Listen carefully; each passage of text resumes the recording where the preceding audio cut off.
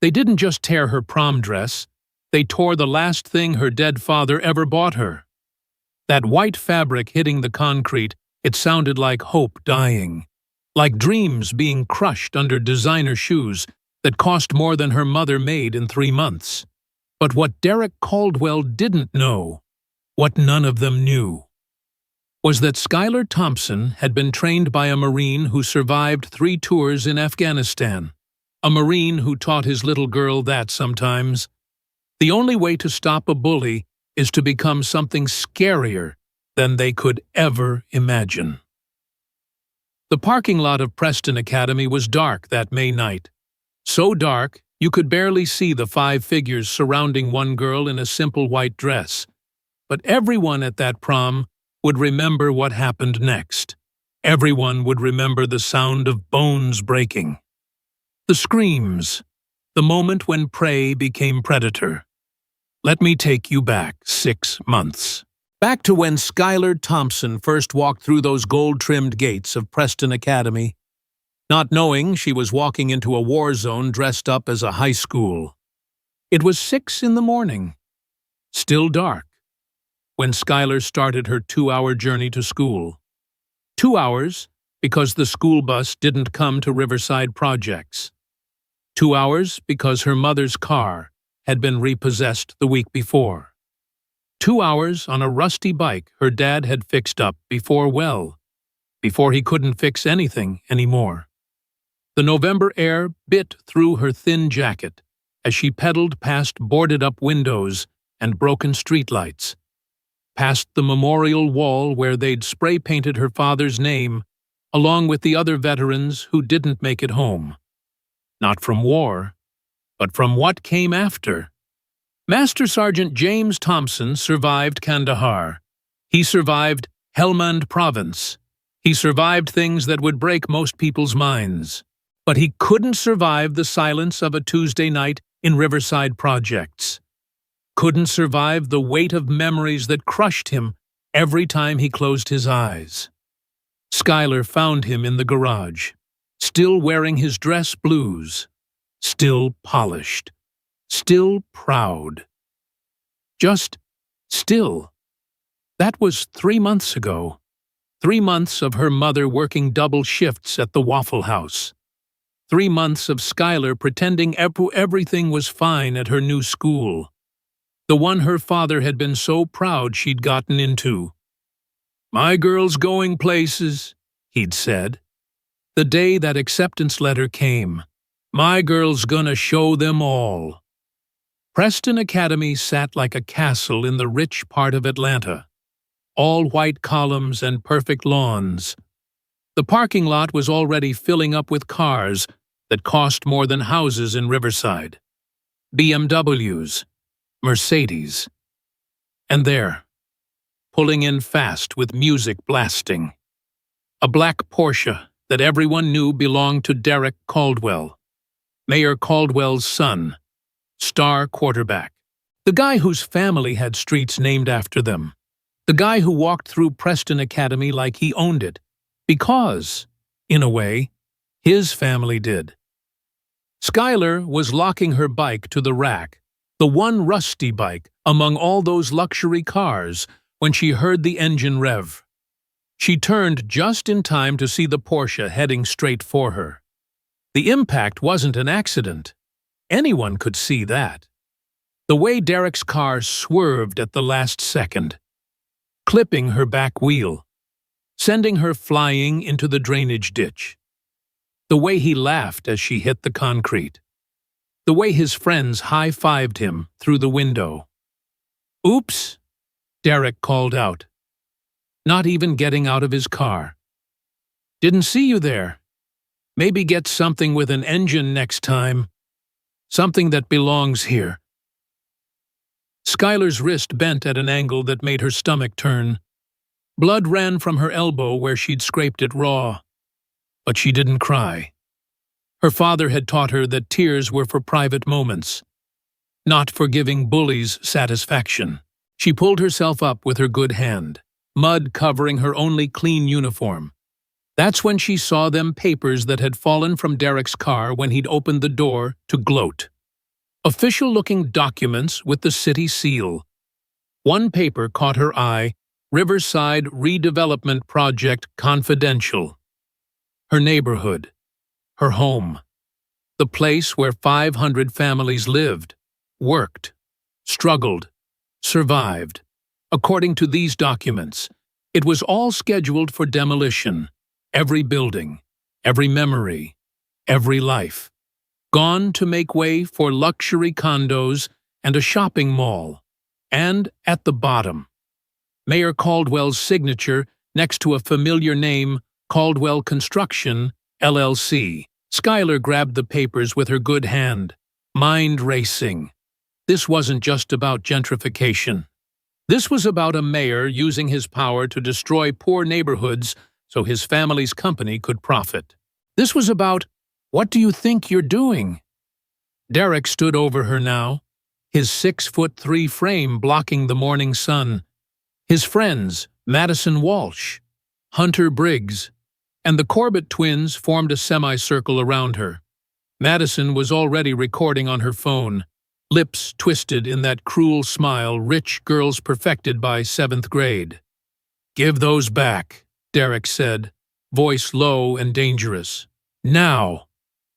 Schuyler's military brat instincts kicked in. When surrounded, catalog exits. When threatened, document evidence. Her phone was in her pocket. If she could just, Derek's foot came down on her injured wrist. The scream tore from her throat before she could stop it. "I said, give them back." Through the pain, through the tears, she couldn't hold back anymore. Schuyler managed 3 photos of the documents before Derek ripped them away. 3 photos that would change everything. 3 photos that would start a war. "Delete them," Derek commanded. "No." That single word hung in the air like a challenge, in the hierarchy of Preston Academy. Scholarship kids didn't say no to Derek Caldwell. Poor kids didn't challenge the mayor's son. And they definitely didn't refuse when he gave an order. Derek's face went from entitled to enraged in seconds. "Do you know who I am? Do you know what my family can do to yours?" "I know exactly who you are," Schuyler said, cradling her wrist. "You're the guy whose daddy is about to destroy 500 families' homes to line his own pockets." The slap came fast, snapping her head to the side. Madison giggled, still recording. But Schuyler had grown up with a Marine father who believed his daughter should know how to take a hit and give one back. She'd just been waiting for the right moment. "Last chance," Derek said. "Delete the photos, or I'll make your life here hell. You think being poor is bad? Wait until you see what being my enemy looks like." Schuyler spit blood onto his designer shoes. "My father survived 3 tours in Afghanistan. You think some spoiled rich boy scares me?" Derek's laugh was cold. "Your father, the crazy vet who killed himself. Yeah, I heard about that. Guess weakness runs in the family." Everything went silent. Even the birds stopped singing. Madison lowered her phone. Suddenly uncomfortable. The Corbett twins exchanged glances. There were lines. Even at Preston Academy. And Derek Caldwell had just crossed one. But Schuyler didn't explode. Didn't attack. Instead, she smiled. It was the kind of smile her father used to get before a mission. The kind that meant someone had just made a very, very bad mistake. "You want war," she said quietly. "Okay, but just remember, you started it." She stood up, broken wrist and all, and walked toward the school.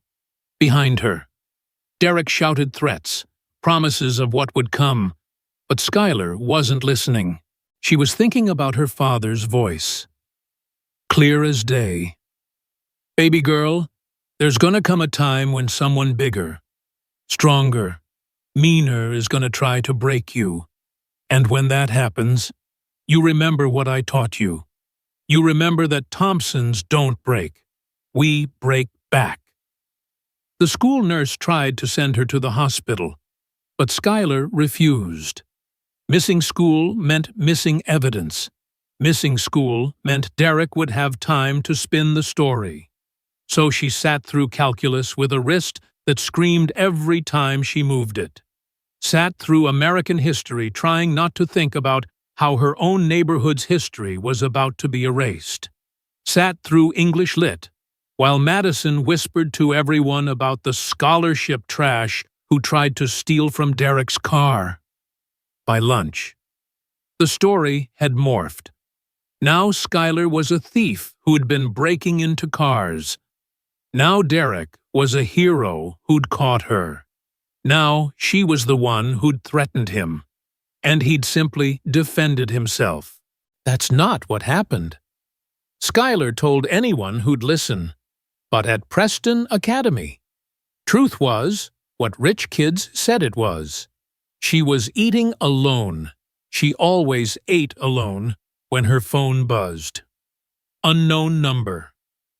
Check your Instagram. Her heart sank.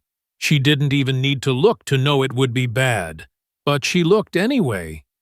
There she was, photoshopped but convincingly, in pictures that made her sick to see. Pictures that no 17-year-old should have to see of themselves. Pictures already shared 200 times, with captions like "Scholarship Slut" and "This is what Riverside trash really looks like." The account was anonymous. Of course. But the first person to share it, Madison Walsh.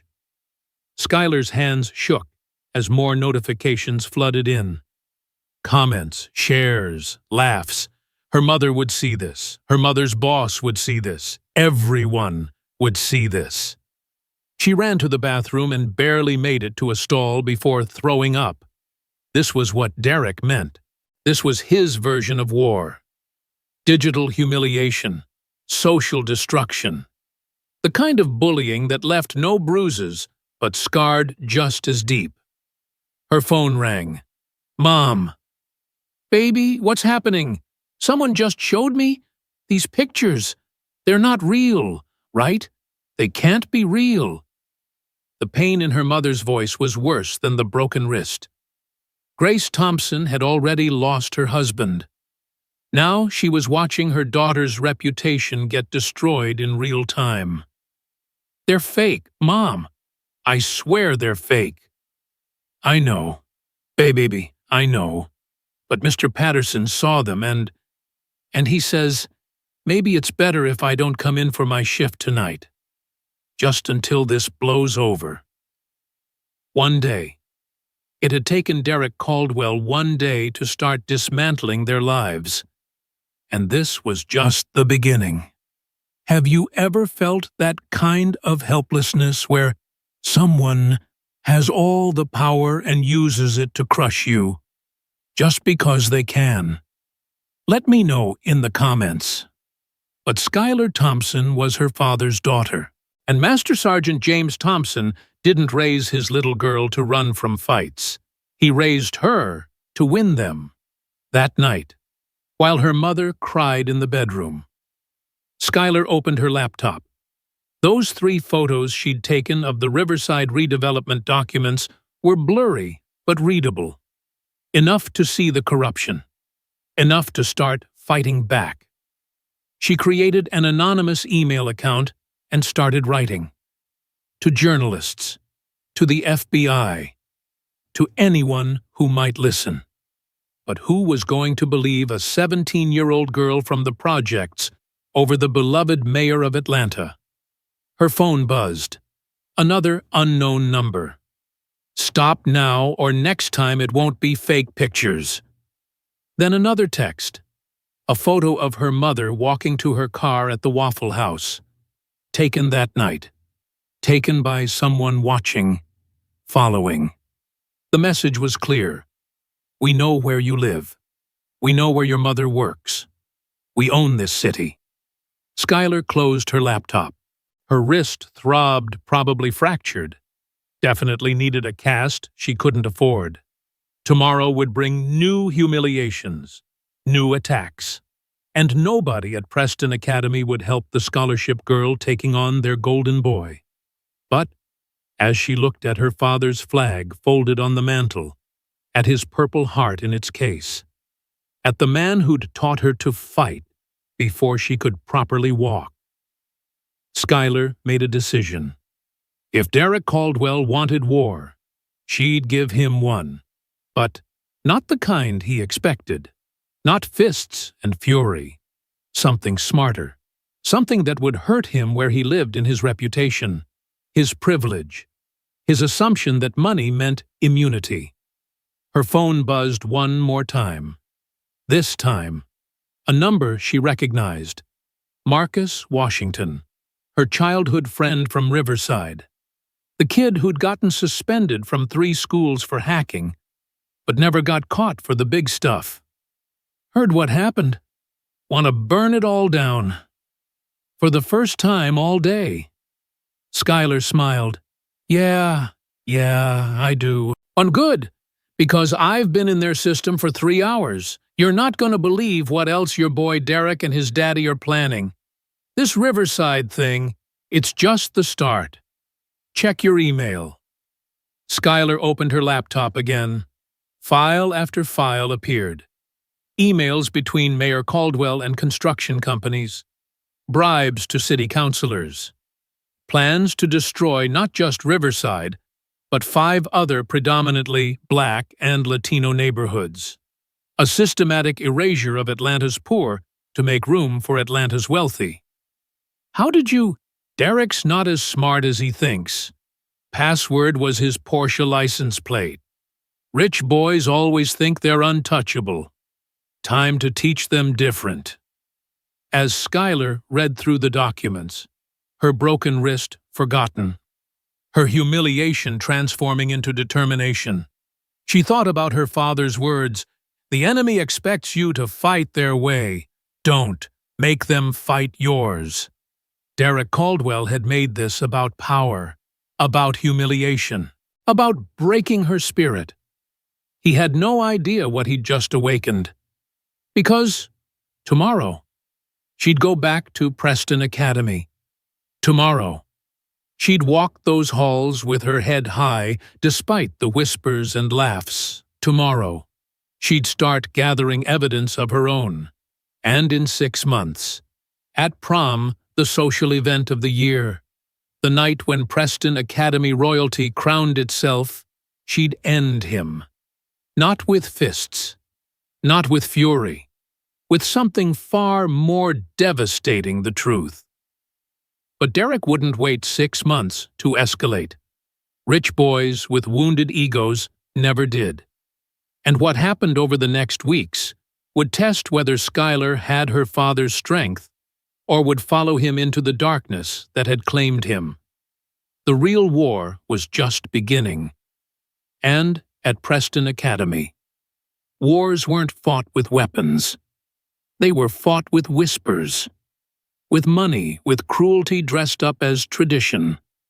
But Skylar Thompson had something none of them counted on. She had nothing left to lose. And that, more than any combat training, made her dangerous. The dress, her prom dress, hung in her closet. Simple, white. The last thing her father had bought her. 2 weeks before he died. "For your senior prom," he'd said, "want my girl looking like the princess she is." In 6 months. That dress would be destroyed. In 6 months. Everything would change. In 6 months. Preston Academy would learn what happened when you pushed someone too far. But first, she had to survive what was coming.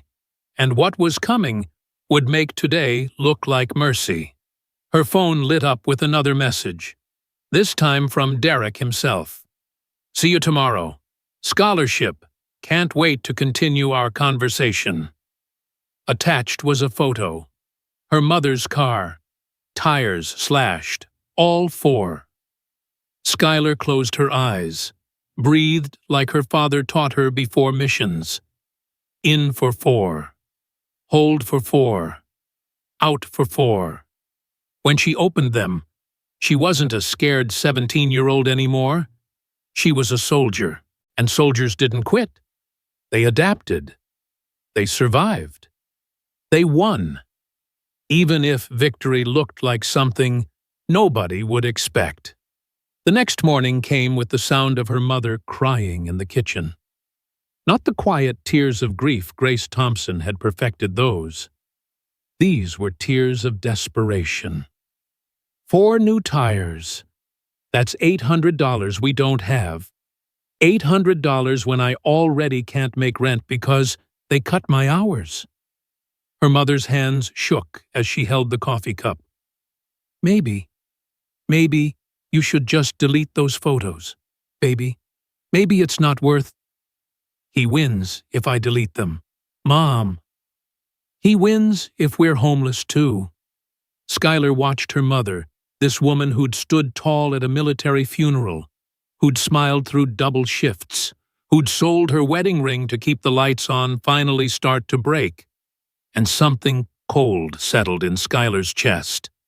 Derek Caldwell wasn't just coming for her. He was destroying the only family she had left. That day at Preston Academy, the harassment escalated from digital to physical. Her locker had been super-glued shut. When maintenance finally opened it, cockroaches poured out, hundreds of them. The janitor said he'd never seen anything like it. Must have taken hours to collect that many. In chemistry, someone had replaced her lab stool with one that had been sawed nearly through. It collapsed the moment she sat down, sending her crashing to the floor. Her still-injured wrist hit the tile hard. Everyone laughed. Even the teacher, Mr. Harrison, smirked before telling her to be more careful. But it was in the cafeteria that things went from harassment to dangerous. Skylar was carrying her tray when Madison Walsh stuck out a foot. The fall itself wasn't bad. Skylar had learned to fall properly. But the boiling hot soup that spilled down her chest, that was bad. Second-degree burns that the nurse said needed a hospital. I can't afford. Then I suggest you stop being so clumsy, the nurse said, not meeting her eyes. Even the staff was afraid of crossing the Caldwells. That night, Marcus called with updates. I've been tracking their communications. It's not just Derek, his father is actively involved. They're scared of those photos you took. Scared enough that. He paused. Skylar, they've hired someone, a professional, to break into your apartment. When? Tonight, probably around 2 a.m. They want those photos deleted from your phone and cloud. Skylar looked around their tiny apartment. Her mother asleep on the couch because the bedroom reminded her too much of Dad. Their few possessions photos, his medals, her grandmother's china, the only proof the Thompsons had ever mattered. Let them come, she said. Skylar, these aren't high school bullies. This is a professional. My dad taught me about professionals. Taught me what to listen for, what to watch for. Let them come. That night, Skylar didn't sleep. She sat in the dark living room, her father's service weapon in her lap, unloaded. But they wouldn't know that. At 2:17 a.m., she heard it, the soft scratch of lockpicks, the professional whisper of a door opening. A shadow moved through their apartment. Huge, trained, searching. It found her phone on the kitchen counter, right where she'd left it. The figure pulled out a device, probably to wipe it clean. The photos aren't on that phone. The intruder spun. Skylar sat perfectly still in her father's chair, weapon visible, but not raised. That's my decoy phone. The real evidence is somewhere you'll never find it. The man, and it was definitely a man, built like a linebacker, stood frozen in the dim light from the window. She could see him calculating. A teenage girl with a gun she probably didn't know how to use. Easy to rush. Easy to disarm. Safety's off. She lied smoothly. And before you think about moving, you should know I've had this position for 3 hours. You just came from outside. Your eyes aren't adjusted. Your muscles are cold. By the time you locate me properly, I'll have put 3 center mass, just like my daddy taught me. Silence. Then, surprisingly, a chuckle. Military brat, Marine brat. There's a difference. Indeed there is. The man straightened slowly. Your father served 3 tours, Afghanistan. I did 2 in Iraq, Army. A pause. I heard about what happened. I'm sorry. Sorry enough to leave us alone. I'm being paid very well to terrorize a widow and her daughter, that the kind of veteran you are now. The words hit their mark. She could see it in the way his shoulders dropped. The Caldwells own this city. Girl, you can't win this. Maybe not. But I can make sure everyone knows what kind of man takes money to break into a Gold Star family's home. Another long silence. Then the man reached slowly into his pocket, pulled out a card, set it on the counter. You didn't get this from me. But if the Caldwells are dirty enough to hire me for this, then someone needs to know. He moved toward the door, then stopped. Your father would be proud. The way you held that position, the way you talked me down. He trained you well. He trained me to survive. No, the man said quietly. He trained you to win. There's a difference. After he left, Schuyler picked up the card. Agent Sarah Chen, FBI Public Corruption Unit. A phone number. Nothing else. For the first time in weeks. Schuyler felt something like hope. The next 3 months were a delicate dance. Every day brought new torments at school. Her grades started slipping hard to concentrate when someone might put acid in your water bottle or loosen the bolts on your desk chair. But she endured. She documented, and slowly, with Marcus's help. She built a case. The FBI agent had been skeptical at first. A teenager accusing the beloved mayor of corruption. But the documents were real. The trail of bribes was real. And when Agent Chen started digging, she found more. So much more. This is big, Chen told her in their 3rd secret meeting. But we need something concrete. Something that ties Derek directly to the intimidation campaign. Right now, it's all circumstantial. What if I could get him to confess? How Schuyler thought about Prom, about the dress in her closet, about the way Derek's ego worked, always needing to be the big man, always needing the last word. I have an idea, but I'll need your help. Spring came slowly to Atlanta. The azaleas bloomed like nothing was wrong.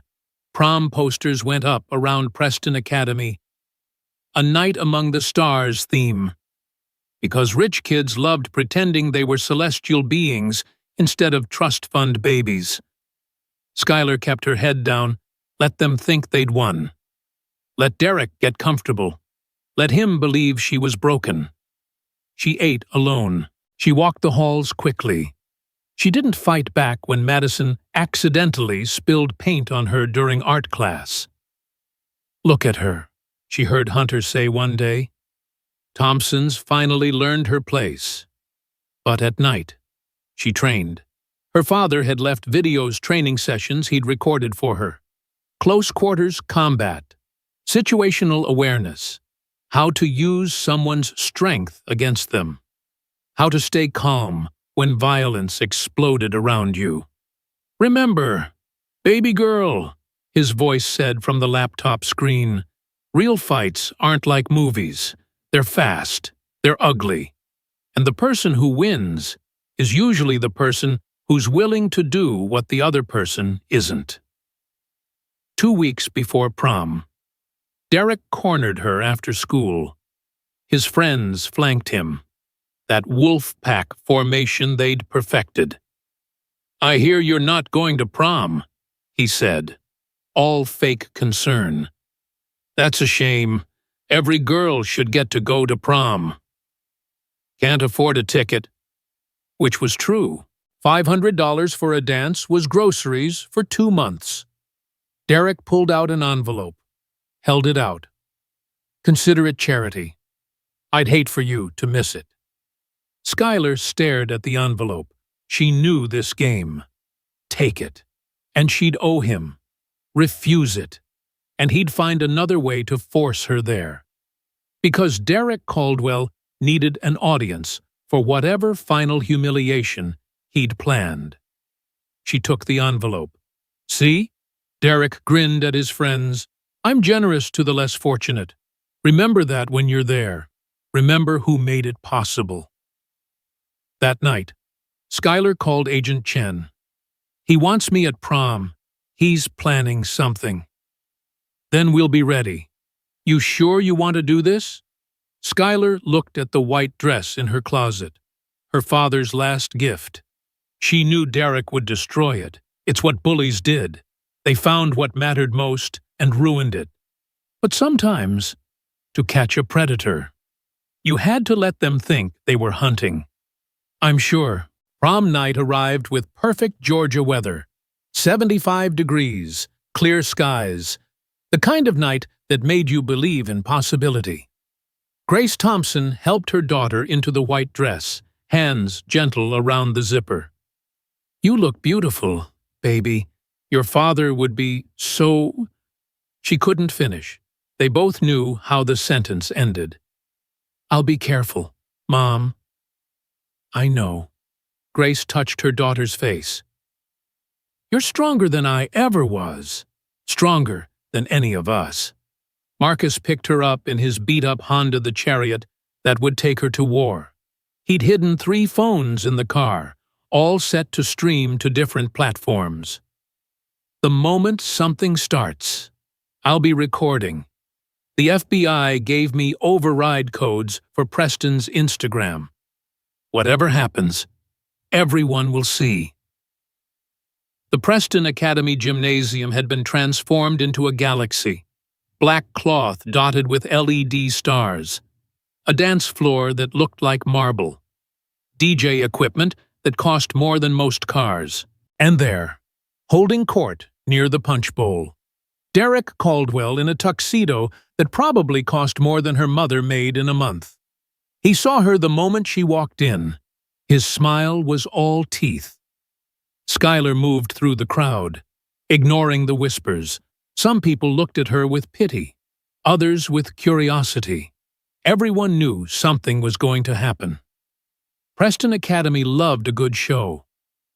She found a spot near the wall, watching, waiting. Around her, couples danced to songs about love and forever, not knowing they were in a war zone. 11:30 p.m. That's when Derek made his move. "Thompson!" His voice carried over the music. "Why are you hiding? Come dance. It's prom." "I'm good here." "No, no, no." He walked over, his pack following. Madison had her phone out, of course she did. "You can't come to prom and not dance, especially when I bought your ticket." He grabbed her wrist, the one he'd broken months ago. The one that still ached when it rained, pulled her toward the dance floor. "I said no." "And I said yes." That's when she saw Hunter moving behind her. The Corbett twins flanking. They'd done this before, surrounded someone, moved them where they wanted. But they'd never done it to someone who'd been trained to see patterns, to read formations, to know when the attack was coming. The music kept playing, some love song about forever. Around them, students kept dancing. pretending not to see, at Preston Academy. You learned early not to interfere with Derek Caldwell's games. They guided her outside, to the parking lot, away from the chaperones, away from the witnesses, or so they thought. What they didn't know was that Marcus had already started streaming. 3 different angles, 50,000 viewers and climbing. The parking lot was dark except for the decorative string lights. Romantic, if you weren't surrounded by 5 people who wanted to hurt you. You know, Derek said conversationally, I've been thinking about this night for months, planning it. What would finally make you understand that you don't belong here? That people like you never belong in places like this? People like me. Poor people. Welfare cases. The kind who should be grateful we even let them clean our houses. Skylar felt for the phone in her pocket, the one recording everything. Is that what this is about? Money. It's about the natural order. Derek stepped closer. Your people stay in their neighborhoods. Our people stay in ours. But you had to come here. Had to act like you deserved it. Like that scholarship made you equal. I earned that scholarship. You earned nothing. His composure cracked. You think you're smart. You think those photos you took matter. My father owns the judges, owns the police, owns everything that matters in this city. Good to know, Skylar said calmly. That's when Derek saw the phone in her hand. Recording. His face went from red to purple. Give me that. No. I said. He lunged for it. Skylar moved like water. Like her father taught her, use their momentum. Let them overcommit. Derek's grab miss sent him stumbling. Grab her, he shouted. Hunter moved first. Big, strong, used to overwhelming with size. But size meant nothing if you knew where to hit. Skylar's elbow found his solar plexus. He dropped, gasping. The Corbett twins came together their usual move. But twins who always fought together had patterns, predictable ones. She ducked under one grab, used his body to block his brother. A knee to the groin. A palm strike to the nose. They went down in a tangle of limbs. Madison screamed. Not from fear, from rage. This wasn't how it was supposed to go. The scholarship girl was supposed to cry. To beg. Not fight like a trained soldier. But Derek wasn't done. And when he pulled the knife, just a small one, the kind rich boys carried to feel dangerous, everything changed. Last chance, he snarled. Skylar almost smiled. A knife. He pulled a knife on a girl whose father taught her to disarm grown men. You want to know why I really came tonight? She asked. Why I wore this dress even though I knew you'd try to destroy it? I don't care. Because my father bought it, 2 weeks before he killed himself, his last gift.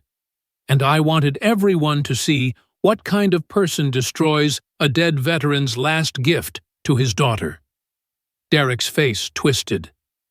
Your father was a psycho who… Careful, Skylar said quietly. That's my dad you're talking about.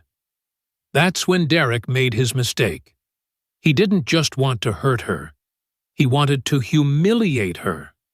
So instead of using the knife as a weapon, he used it as a tool, grabbed her dress, and started cutting. The sound of fabric tearing filled the air. That white dress her father's hope made manifest, shredded under Derek's blade. But Skylar didn't cry, didn't beg. She stood there, calm as a statue, and let him do it. There, Derek painted, stepping back to admire his work. Now everyone can see what trash looks like. Now everyone knows that you just confessed to multiple felonies on live stream. Derek froze. What? Your daddy owns the judges, the police, thanks for confirming that. The FBI's been wanting that admission for months. You're lying. Marcus stepped out from behind a car, phone raised. 60,000 viewers and climbing, including about dozen FBI agents who've been watching since you pulled the knife. Derek's phone buzzed, then Hunter's, then all of theirs. The stream link spreading like wildfire through Preston Academy's social networks. No, Derek said. No, this isn't. He spun to his friends. Delete it. Make him delete it. But his friends were backing away. Because assault was one thing when Daddy could make it disappear. It was another when the whole world was watching. When the FBI was involved. You know what the difference is between you and me? Skylar asked, standing there in her ruined dress with more dignity than Derek would ever have. You fight because you can, because it's fun, because stepping on people makes you feel big. But me, I fight because I have to. Because people like you don't give people like me any choice. Sirens in the distance. Getting closer. My father didn't die for nothing, she continued. He died because this country failed him. Because people like your father care more about money than about the veterans who protected their right to make it. But he didn't raise a victim. He raised a warrior. The first police car pulled into the parking lot. Then another. Then 3 FBI sedans. Derek tried to run. Of course he did. But you can't outrun a live stream viewed by half of Atlanta. You can't outrun your own words echoing across social media. You can't outrun the truth when it finally catches up. They arrested him right there, in his prom tuxedo, in front of everyone. The mayor's son in handcuffs. The golden boy in the back of a police car. The prince of Preston Academy dethroned by a girl from the projects who refused to stay down. But the arrests didn't stop there. By morning, Mayor Caldwell was in custody. By the end of the week, 15 city officials had been indicted. The Riverside redevelopment project was dead. The FBI had everything, the bribes, the threats, the whole corrupt network, all because one teenager refused to be broken, standing in that parking lot, dress destroyed, but spirit intact. Skylar felt her phone buzz, a message from an unknown number. Your father just stood up and saluted from heaven. Semper Fi, Marine daughter. She never found out who sent it, but she kept it, printed it, put it next to his flag. The next month. Skylar stood at a podium in front of news cameras. The girl who'd been bullied, threatened, assaulted, and silenced was about to speak to the world. Grace Thompson stood behind her, proud and unbroken. They thought they could destroy us because we were poor, Skylar said, voice clear and strong. Because we lived in Riverside. Because my father was a veteran who struggled with demons he brought home from serving our country. They thought money made them untouchable. That power meant they could crush anyone who stood in their way. She paused, looked directly at the main camera. They were wrong.